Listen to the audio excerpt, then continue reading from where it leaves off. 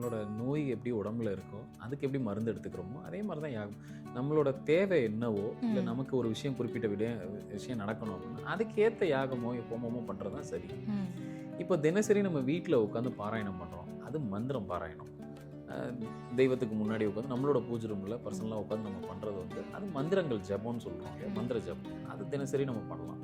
இதோட next stage அப்போ என்ன அப்படின்னா, இப்போ வீட்டில் வந்து ஒரு கணபதி ஹோமம் பண்ணுறோம் அப்படின்னா ஒரே ஒரு சிங்கிள் ஐயரை கூப்பிட்டு உட்கார வச்சு, சாஸ்திரி அந்த மாதிரி யாரையா கூப்பிட்டு உட்கார வச்சு நம்ம பண்ணுறோம் அப்படின்னா அது கணபதி ஹோமம். ஏன்னா ஒருத்தரை தான் நம்ம கூப்பிடுறோம். அதுவே பெரிய அளவில் ஒரு 10 பேரை கூப்பிட்டு ஒரு 10 ஐயரை கூப்பிட்டு உட்கார வச்சு பண்ணுறோம் அப்படின்னா அது வந்து யாகம். நல்லா படிச்சிருக்கேன், நான் ஒரு எம்டெக் படிச்சிருக்கேன், எம்இ படிச்சிருக்கேன், அப்படி படிச்சிருக்கேன். பட் எனக்கு அதுக்கேற்ற வேலை இல்லை. எனக்கு அதுக்கேற்ற நான் படித்த படிப்பு காசாக மாற மாட்டேங்குது. இது முக்கியமாக நிறைய அஸ்ட்ராலஜிஸ்ட் கிட்ட இருக்கிற ஒரு கேள்வி. சுதர்சன காயத்ரின்னு ஒரு மந்திரம் இருக்கு. நீங்கள் கற்றுக்கிட்ட கல்வியை காசாக மாற்றி கொடுத்தோம். ரொம்ப கடனில் பாதிச்சுக்கிட்டு இருக்கேன், என் அளவை மீறி என் கடன் இருக்குது, நான் எவ்வளோ சம்பாதிச்சாலும் பத்தலை, கடன் அடைக்கிறதுக்கு பத்தலை. இந்த வார்த்தையை நல்லா கவனிங்க. நான் நிறைய சம்பாதிக்கிறேன், கடனுக்கே போயிடுது, எனக்கு மிச்சம் இருக்க மாட்டேங்குது, எல்லாத்தையும் அங்கே கொடுத்துட்டு நான் வெறுமையாக நிற்கிறேன் அப்படின்னு சொல்கிறவங்களுக்கு ருண விமோச்சன சிவ காயத்ரி இல்லை ருண விமோச்சன சிவ ஹோமமோ யாகமோ எடுத்து பண்ணாங்கன்னா பேப்பர் பூன்னு சொல்லுவோம். அந்த பூ பார்த்தீங்க அப்படின்னா அதை ஒரு செடியாக வாங்கி வீட்டில் வளர்க்கலாம். குறிப்பாக குரு கேது காம்பினேஷன் இருக்கிறவங்க அந்த செடியை வீட்டில் வாங்கி வளர்க்கலாம். அது வளர வளர வளர உங்கள் கடன் அடைஞ்சிக்கிட்டே வரும். அஷ்டமி திதிகளில் பைரவர் கோயிலில் நடத்தக்கூடிய பூஜையெல்லாம் அவங்க கலந்துக்கலாம். அப்படி போயிட்டு வரும்போதே அவங்களுக்கு ஒரு ரெஃப்ரெஷ்மெண்ட் கிடைக்கும். குறிப்பாக சில பேர் வழியாக பாதிச்சிருப்பாங்க. ஒரு வீட்டில் மாந்திரிகத்தினால எங்கள் குடும்பமே பாதிச்சிருக்கு சார், நாங்கள் 2-3 தலைமுறையாக வளராமலே இருக்கு, இப்படி சொல்கிறவங்க எல்லாம்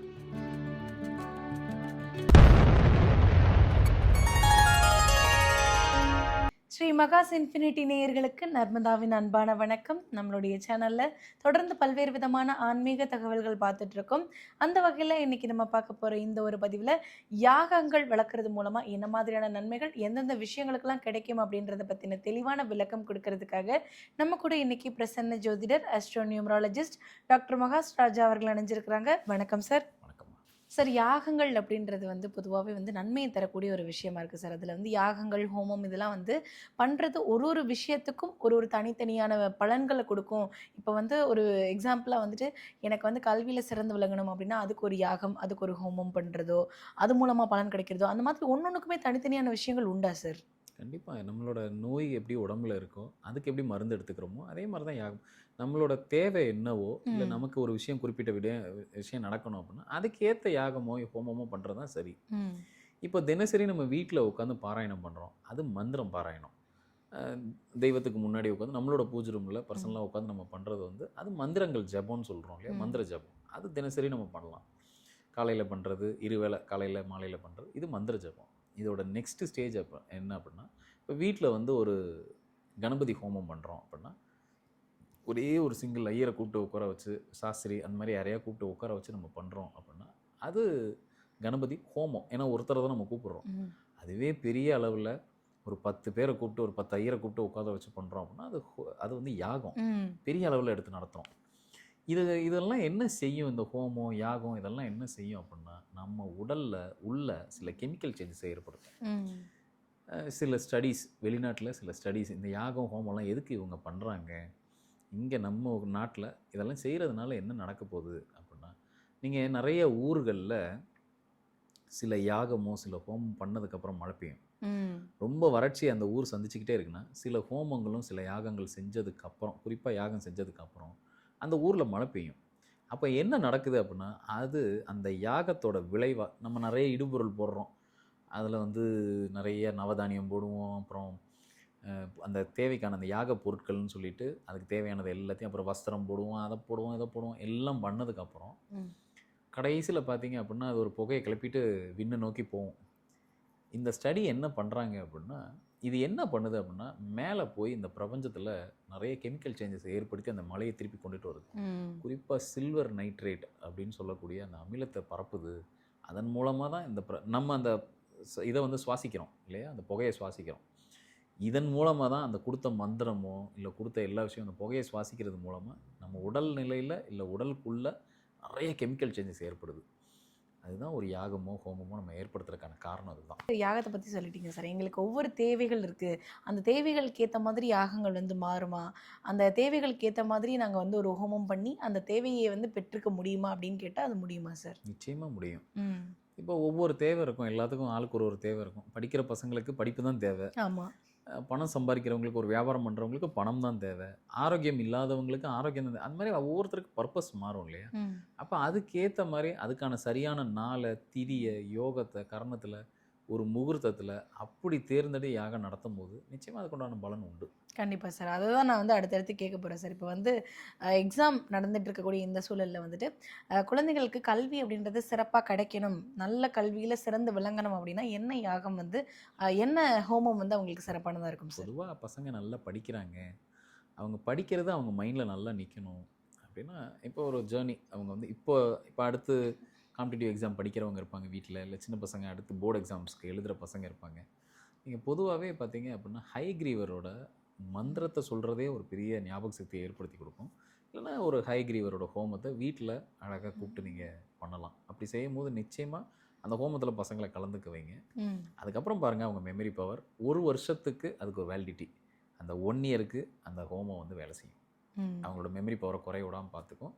அவங்களும் அதுக்கான எஃபர்ட்ஸ் போடணும். நிச்சயமாக அவங்கள அடுத்த கட்டத்துக்கு கூட்டிகிட்டு போயிடும். Okay sir. இப்ப இந்த படிச்ச படிப்ப வந்துட்டு அடுத்த கட்டத்துக்கு நகர்த்தணும் சார். ஒரு வேலை வாய்ப்பு கிடைக்கணும், ஒரு நல்ல சம்பாத்தியம் பண்ணணும் அப்படின்னா, அதுக்கு என்ன யாகம் வந்து என்ன ஹோமம் வந்து உங்களுக்கு ஹெல்ப் இது பண்ணும் சார்? நிறைய பேருக்கு உண்டான கேள்வி. ம். சார் நான் நல்லா படிச்சிருக்கேன், நான் ஒரு எம்டெக் படிச்சிருக்கேன், எம்இ படிச்சிருக்கேன், அப்படி படிச்சிருக்கேன். பட் எனக்கு அதுக்கேற்ற வேலை இல்லை, ம். எனக்கு அதுக்கேற்ற நான் படித்த படிப்பு காசாக மாற மாட்டேங்குது. இது முக்கியமாக நிறைய அஸ்ட்ராலஜிஸ்ட் கிட்ட இருக்கிற ஒரு கேள்வி. ம். நான் படித்த படிப்பு ஒரு காசாக மாற மாட்டேங்குது ம். அப்படின்வாங்க. இது அஸ்ட்ராலஜருக்கே உண்டு. ஆமாம், ஏன்னா ம். நல்ல நாலேஜ் இருக்கும், ஆ. அவங்கக்கிட்ட நல்லா படிச்சிருப்பாங்க, நல்ல நாலேஜ் இருக்கும். அதை ஒரு சரியான முறையில் அவங்களுக்கு அதை எப்படி ப்ரொஃபஷனலாக மாற்ற தெரியாது. அதை வந்து கிளைண்ட்டுக்கு டெலிவர் பண்ணி அதை நாளைக்கு அவங்களுக்கு வந்து ஒரு அதை மாற்ற தெரியல. இல்லை நிறைய நான் டெக்னிக்கலாக நிறையா படிச்சிருக்கேன், ஏகப்பட்ட சர்டிஃபிகேஷன் கோர்ஸ் பண்ணியிருக்கேன், ஆனால் அது எனக்கு காசாக மாற்ற தெரியல, எனக்கு வேலையாக அதை எடுத்து எனக்கு அது சேலரியாக வர மாட்டேங்குது அப்படின்னு இருக்கிறவங்களுக்கு சுதர்சன காயத்ரின்னு ஒரு மந்திரம் இருக்குது. அது ம். தினசரி கேட்கலாம். அது வீட்டில் உட்காந்துக்கிட்டே அந்த சுதர்சன காயத்ரி மந்திரத்தை தினசரி கேட்கலாம். அது நிச்சயமாக என்ன செய்யும் அப்படின்னா, நீங்கள் கற்றுக்கிட்ட கல்வியை காசாக மாற்றி கொடுத்துரும். ம். அது உங்களுக்கு ஒரு சம்பளமாகவோ ஒரு பணமாகவோ தினசரி பணமாகவோ எப்படியாவது ஏற்படுத்தி கொடுத்துரும். ஸோ சுதர்சன காயத்ரி இதுக்கு நேர காலகட்டம்லாம் கிடையாது. காலையில் எந்திரிச்ச உடனே பொதுவாக இதை எப்படி ஆரம்பிக்கணும் அப்படின்னா, ஒரு கணபதி மந்திரத்தை கேட்டுட்டு, ஒரு நவகிரக மந்திரத்தை கேட்டுட்டு, அதுக்கப்புறம் அந்த சுதர்சன காயத்ரி கேட்டிங்கன்னா, நீங்கள் என்ன நிலையில் இருக்கீங்களோ ஒரு 1 இயருக்குள்ளே உங்களோட நிலையை மாற்றி விட்டுரும். கண்டிப்பா சார். ஸோ இப்ப வந்து கடன் தீரணும் அப்படின்னா, வீட்ல எந்த ஹோமம் பண்றது ரொம்ப நல்ல விஷயங்கள நமக்கு கொண்டு வந்து கொடுக்கும் சார்? நான் ரொம்ப கடனில் பாதிச்சுக்கிட்டு இருக்கேன், என் அளவை மீறி என் கடன் இருக்குது, நான் எவ்வளோ சம்பாதிச்சாலும் பத்தலை, கடன் ம். அடைக்கிறதுக்கு பத்தலை. இந்த வார்த்தையை நல்லா கவனிங்க. ம். நான் நிறைய சம்பாதிக்கிறேன், கடனுக்கே போயிடுது, எனக்கு ம். மிச்சம் இருக்க மாட்டேங்குது, எல்லாத்தையும் அங்கே கொடுத்துட்டு நான் வெறுமையாக நிற்கிறேன் அப்படின்னு சொல்கிறவங்களுக்கு ருண விமோச்சன சிவ காயத்ரி இல்லை ம். ருண விமோச்சன சிவ ஹோமமோ யாகமோ எடுத்து பண்ணாங்கன்னா, அது பயங்கரமாக இவங்களோட கடனை அடைச்சும் கொடுத்துட்டு ம். இவங்களை அடுத்த கட்டத்துக்கு கூட்டிகிட்டு போயிடும். அடிஷ்னலாக என்ன பண்ணலான்னா, இவங்க என்ன செய்யலாம்னா, ஒரு ஹோமம் நடத்துகிறாங்க வீட்டில் அப்படின்னா, இப்போ ஒரு ஐயரை கூப்பிட்டு வீட்டில் உட்கார வச்சு ஹோமம் நடத்துகிறோம் அப்படின்னா, அதை ஒரு ஆடியோவில் இல்லை வீடியோவில் ரெக்கார்ட் பண்ணி வச்சுக்கோங்க. ம். நாளைக்கு தினசரி உட்காந்து அதை ஒரு ஆடியோ ஃபார்மேட்டில் போட்டு விட்டுருங்க. நீங்கள் பாட்டு டெய்லி கேளுங்க. ஏன் நான் அப்படி செய்ய சொல்கிறேன் அப்படின்னா, உங்களோட பேர் அவர் பதிவு பண்ணுவார். உங்களோட பேர், நட்சத்திரம் என்ன, இதெல்லாத்தையும் அவர் கேட்டு அதில் பதிவு பண்ணுவார். அந்த வாய்ஸ் அதில் பதிவாகும் இல்லையா, அது தினசரி கேட்கும்போது அது உங்களுக்கான யாகமாக இருக்கும். அப்போது டெய்லி நம்ம யாகமோ ஹோமமோ நடத்த முடியாது. ஆனால் ஒரு நாள் நடத்தின ஒரு ஹோமத்தை தினசரி கேட்கலாம் நம்ம. ம். அது ஒரு வீடியோவோ ஆடியோவோ நீங்கள் ரெக்கார்ட் பண்ணி வச்சுட்டு கேட்கலாம். இதை ட்ரை பண்ணி பாருங்கள், உங்கள் கண்டிப்பா. கடன் வேகமாக அடையும். கண்டிப்பா. இன்னொன்று, இந்த பேப்பர் பூன்னு சொல்லுவோம். ஆமா. அந்த பூ பார்த்தீங்க அப்படின்னா, அதை ஒரு செடியாக வாங்கி வீட்டில் வளர்க்கலாம். ம். குறிப்பாக குரு கேது காம்பினேஷன் இருக்கிறவங்க அந்த செடியை வீட்டில் வாங்கி வளர்க்கலாம். ம். அது வளர வளர வளர உங்கள் கடன் அடைஞ்சிக்கிட்டே வரும். கொஞ்சம் கொஞ்சமாக அடைஞ்சிக்கிட்டே வரும். போன்வில்லாவோ அது என்னமோ அந்த செடி பேர். ம். அந்த செடியை வீட்டில், அதுலேயும் டார்க் பிங்க், லைட் ம். பிங்க் ஆகாது, டார்க் பிங்க், அந்த செடியை வாங்கி வளர்த்துக்கிட்டே வாங்க. உங்கள் கடன் ஒரு பக்கம் உறைஞ்சிக்கிட்டே வரும். அது நீங்கள் நல்லா கண்கூட பார்க்கலாம். ஒரு 1 இயர் 365 டேஸ்க்குள்ளே உங்கள் கடன் பெருமளவில் குறைஞ்சு நீங்கள் கடன் இல்லாத லைஃப்பை நோக்கி போயிடுவீங்க. இப்போ மல்டி கலர்லலாம் கூட கிடைக்குது சார், அந்த மாதிரி எதுவும் வாங்கி எப்பயுமே மல்டி கலர் ஆகாது. ஒரு செம்பருத்தி கூட மல்டி கலர் ஆகாது. ஒன்று டார்க் பிங்க்கில் இருக்கலாம், இல்லை ஒயிட் கலரில் இருக்கலாம். இந்த மாதிரி ஓகே, மல்டி கலர் வேண்டாம். சார் இப்போ வந்து கடன் தொல்லை எனக்கு வந்து தீரணும் அப்படின்றதுக்கு ஒரு விஷயம் சொல்லிட்டீங்க சார். அதே நேரத்தில் வந்து சொத்துக்கள், பணங்கள் இதெல்லாம் வந்து எனக்கு வந்துக்கிட்டே இருக்கணும், வாங்குறது எல்லாமே வந்து என்கிட்ட தங்கிக்கிட்டே இருக்கணும் அப்படின்னா அதுக்கு என்ன ஹோமம் வந்து ஹெல்ப் பண்ணும் சார்? கண்டிப்பாக ஒரு பக்கம் கடன் அடையணும், ஆமாம், இன்னொன்று வர காசு கையில் தங்கணும். தங்கணும். அதுக்கப்புறம் அதை வச்சு தான் திருப்பி சொத்து வாங்க முடியும். கரெக்டு. இதுக்கு தன ஆகர்ஷணை ஒன்று மந்திரமாக சொல்லலாம், ஒரு யாகமாக செய்யலாம், ஹோமமாக பண்ணலாம். அதை விட்டாச்சுன்னா குபேர யாகம். இது அடுத்த ஸ்டேஜ். எனக்கு நல்லா வந்துருச்சு, இப்போ கடனும் இல்லை, கையில் காசு இருக்குது, இதை சொத்தாக மாற்றணும்னு நினைக்கிறவங்க குபேர யாகம் பண்ணலாம். இது வந்து கண்டினியூஸாக ஒரு யாகம் பண்ணிட்டீங்கன்னா, இல்லை ஒரு ஹோமம் பண்ணிட்டீங்கன்னா குறைஞ்சபட்சம் 1 இயர் அது உங்களுக்காக வேலை செய்யும். சார் 1 இயரில் திருப்பி வேலிடிட்டி போயிருமானா, ஆமாம், திருப்பி அதை நீங்கள் ரீசார்ஜ் பண்ணிக்க வேண்டியதான். ஒரு கணபதி ஹோமமே 1 இயர் சாலிடாக நிற்கும். அப்போ எவ்ரி இயர் வீட்டில் கூப்பிட்டு கணபதி ஹோமம் பண்ணணுமானா அது ரெக்கமெண்டபிள், நல்லது. ஆனால் ஒரு ப்ராப்பராக ரொம்ப சரியாக நீங்கள் ஒரு கணபதி ஹோமத்தை வீட்டில் பண்ணிட்டீங்கன்னா 12 வருஷத்துக்கு நீங்கள் திருப்பி கணபதி ஹோமம் பண்ண வேண்டிய அவசியம் இல்லை. நான் அப்படி பண்ணுறவங்க ஆட்கள் ரொம்ப குறைஞ்சிட்டாங்க இப்போ. ஸோ வருஷத்துக்கு ஒரு முறை பண்ணிக்கிறதுனால ஒன்றும் தப்பு இல்லை. Okay sir. சார் அடுத்ததான் வந்து குழந்தை பிறக்கிறதுல வந்துட்டு நிறைய பேருக்கு வந்து பிரச்சனை இருக்கும் சார். இப்போ வந்து தம்பதியர்களுக்கு உடல்நிலையில் ஏதோ ஒரு பிரச்சனை இருக்குது அப்படின்னா அதை சரி செஞ்சு அவங்களுக்கு குழந்தை பிறக்கிறதுக்கு என்ன யாகம் வந்து, என்ன ஹோமம் வந்து ஹெல்ப் பண்ணும் சார்? இதில் புத்திர காமஸ்ரீ யாகம் அப்படின்னு ஒன்று இருக்குது, இல்லை ஹோமம் இருக்குது. அது என்னென்னா, இப்போ எனக்கு பிரச்சனை என்னன்னு தெரியும். இப்போ டாக்டர் வந்து பேராமீட்டர்லாம் செக் பண்ணி பார்த்துட்டு ஆணுக்கும் பெண்ணுக்கும் எப்படி இருக்குங்கிற பிரச்சனையை சொல்லிட்டாங்க. இதெல்லாம் குறைபாடாக இருக்குது, இதெல்லாம் நிவர்த்தி பண்ணிக்கணும், சரி செஞ்சுக்கணும். இதை சரி செய்யும் போது உங்கள் 2 பேருக்கும் குழந்தை கிடச்சிரும்னு அந்த ப்ராப்ளத்தை ஐடென்டிஃபை பண்ணிட்டாங்க இல்லையா, அப்போ இந்த புத்திர காமஸ்ரீ யாகம் வேலை செய்யும், ஹோமம் அந்த வேலை செய்யும். எனக்கு பிரச்சனை என்னன்னே தெரியல, டாக்டராலையும் கண்டுபிடிக்க முடியல, எல்லாம் நல்லா இருக்குங்கிறாங்க, ஆனால் 2 பேருக்கும் குழந்தை கிடைக்கல. எங்களுக்கு வந்து இன்னும் கடவுள் கண்ணை திறக்கல போல இருக்குது, அதனால தான் நாங்கள் வெயிட் பண்ணிகிட்டு இருக்கோம்னு சொல்கிறாங்க இல்லையா, அவங்களுக்கெல்லாம் பிரகஸ்பதி யாகமோ ஹோமமோ பண்ணாலே போதும். அது வந்து நல்ல வேலை செய்யும். என்னன்னே தெரியல அப்படின்றப்போ இந்த யாகத்தை பண்ணாலே போதும். Okay sir. இப்போ வந்து ஆரோக்கியம் மேன்மை பெறணும், நல்ல உடல்நிலை இருந்துச்சு அப்படின்னாலே வந்து நமக்கு வந்து மனசு நிம்மதி அப்படின்றது கிடைக்கும் சார். ஸோ அந்த மாதிரி ஆரோக்கியம் மேன்மை பெறதுக்கு ஏதாவது ஹோமம் உண்டா சார்? பொதுவாகவே இந்த மாதிரி எனக்கு வந்து என்னோட பிரச்சனை, உடலில் ஏதோ ஒரு நோய் பிரச்சனை இருந்துக்கிட்டே இருக்குது, இல்லை என்னோட ஆயுளை வந்து இன்னும் கொஞ்சம் நீட்டிக்கணும், இது பண்ணிக்கணும் அப்படின்னா பொதுவாக பண்ணுறது தன்வந்திரி யாகம் பண்ணலாம். இது நிச்சயமாக உங்களோட ஆரோக்கியத்தை மேம்படுத்தி கொடுக்கும். நோய் இருக்கும் போது தன்வந்திரி யாகம் பண்ணும்போது என்ன பண்ணுன்னா, அந்த நோயை வளர விடாமல் பார்த்துக்கும், அடுத்த கட்டத்துக்கு போக விடாமல் அதை இழுத்து பிடிச்சிரும், கொஞ்சம் அடுத்த ஸ்டேஜுக்கு போயிடும். லைஃப் வந்து அந்த நோய் வந்து வளர விடாமல் சரி செஞ்சுட்டு ஆரோக்கியத்தை கொஞ்சம் மேம்படுத்தி கொடுத்துரும். Okay sir. சார் இப்போ மாந்திரீகம் மாதிரியான விஷயங்களால் வந்து சில பேருக்கு பிரச்சனை ஏற்பட்டிருக்கு, அதனால மனசளவில் பாதிக்கப்பட்டிருக்கிறாங்க அப்படின்னா அவங்களுக்கு ஏதாவது ஹோமம் மூலமாக வந்து அந்த மனசு நிம்மதி அப்படின்றது கிடைக்குமா சார்? பொதுவாகவே அஷ்டமி திதிகளில் பைரவர் கோயிலில் நடத்தக்கூடிய பூஜையெல்லாம் அவங்க கலந்துக்கலாம். அப்படி போயிட்டு வரும்போதே அவங்களுக்கு ஒரு ரெஃப்ரெஷ்மெண்ட் கிடைக்கும். குறிப்பாக சில பேர் வழியாக பாதிச்சிருப்பாங்க ஒரு வீட்டில், மாந்திரிகத்தினால எங்கள் குடும்பமே பாதிச்சிருக்கு சார், நாங்கள் 2-3 தலைமுறையாக வளராமலே இருக்கு, இப்படி சொல்கிறவங்க எல்லாம் அஷ்டமி திதியில் பைரவரோட கோவில்களில் நடக்கக்கூடிய யாகத்திலேயோ ஹோமத்திலேயோ அந்த புகையை அந்த சுவாசமாக எடுத்துக்கிட்டாலே முதல்ல அவங்களுக்குள்ளே இருக்க அந்த மாந்திரிகத்தினால ஏற்படக்கூடிய சில பிரச்சனை இருக்கும் இல்லையா, அது காணாமல் போயிடும். இல்லைன்னா அஷ்டபைரவர் யாகம் வீட்டில் கூப்பிட்டு பண்ணலாம். இது பயங்கரமாக அவங்கள பாதுகாப்பு பண்ணணும். அதுக்கப்புறம் அந்த மாந்திரிகத்தில் இருக்கிற பிரச்சனை இவங்களை தொடாது. இதுக்கு அடுத்த தெய்வம்னு பார்த்தோம் அப்படின்னா சரபேஸ்வரர். இவங்க 2 பேரும் தான் மாந்திரிகத்தை ஓட விரட்டுவாங்க. ஒன்று இவருக்கு ஏதாவது ஒரு யாகத்திலையோ ஹோமத்திலையோ கலந்துக்கலாம், இல்லை அவரோட கோவிலுக்கு, சரபேஸ்வரரோட கோவிலுக்கு அடிக்கடி நீங்கள் போயிட்டு வரீங்க, இல்லை சரபேஸ்வரரோட பூஜையிலெல்லாம் நீங்கள் கலந்துக்கிறீங்கன்னா நிச்சயமாக அந்த மாந்திரிக பிரச்சனை உங்களை விட்டு ஓடி போயிடும். அது இனிமேல் உங்களோட சேர்ந்து அதை ட்ராவல் பண்ணாது, எப்பேற்பட்ட மாந்திரிக பிரச்சனையாக இருந்தாலும். Okay sir. சார் நிறைய பேர் சந்திக்கக்கூடிய இன்னைக்கு இருக்கிற காலகட்டத்தில் இருக்கக்கூடிய பிரச்சனை அப்படின்னு பார்த்தீங்கன்னா திருமண தடை அப்படின்றது. இந்த திருமண தடையை கூட விளக்குறதுக்கு ஒரு ஹோமம் உதவி செய்யுமா?